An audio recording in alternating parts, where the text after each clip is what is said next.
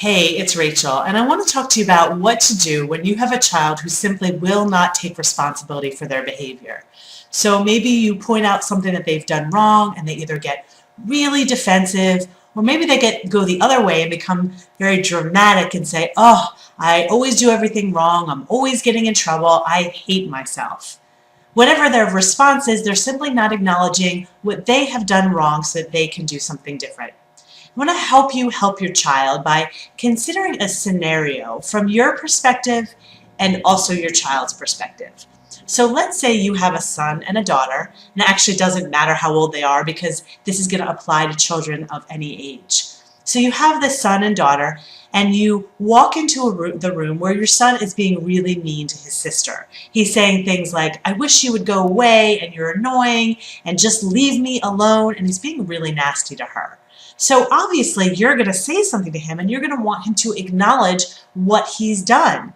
You want to teach him that he can't treat his sister that way. You may yell at him, or you may point out what he's done wrong. You may even threaten to punish him in some way. And all of that makes sense because you want to teach him how to be respectful and responsible, and you may even just want a little peace in your home, and you're trying to teach him how to get there. So from your perspective, that makes so much sense. Now let's look at it also from your son's perspective. And I actually want you to get into his world. So I'm going to ask you to be your son for a moment. So you have just come home, maybe from a day of school, and you're really tired because maybe you had some hard test to take, or you were dealing with things with your friends, or even just sitting still in school all day long was really hard for you. It was exhausting to be good all day long. So when you get home from school, all you want to do is sit and relax.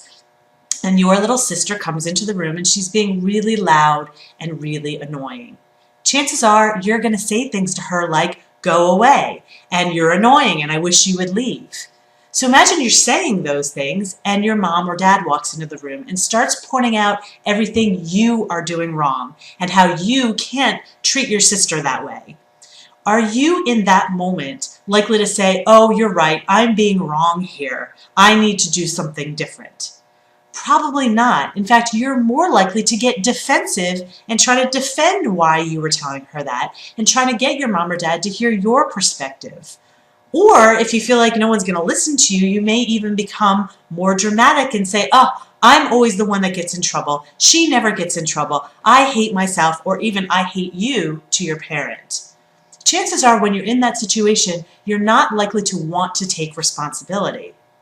Now let's say you're in that situation and instead your parent says to you, as they hear you being mean to your sister, they say, "You know what, you can't treat your sister like that.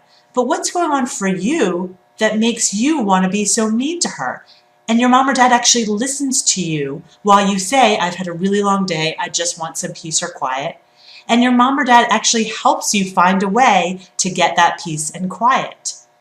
And then maybe a little while later, they bring up with you your behavior in the situation and they say, "You know, you really weren't being nice to your sister." But at that point, your parent has listened to you. You've gotten the peace and quiet that you need. You're much more likely to take responsibility and say, "Yeah, you know what? I was really tired. I really needed some peace and quiet. I should have talked to my sister differently, though." You are going to be more likely to acknowledge your own role in the situation when you feel respected, when you feel heard, and when your needs have been met. You know, it's vulnerable to acknowledge that you've done something wrong, and you are not going to want to be vulnerable until you feel really safe, which basically means you feel respected and your needs were met.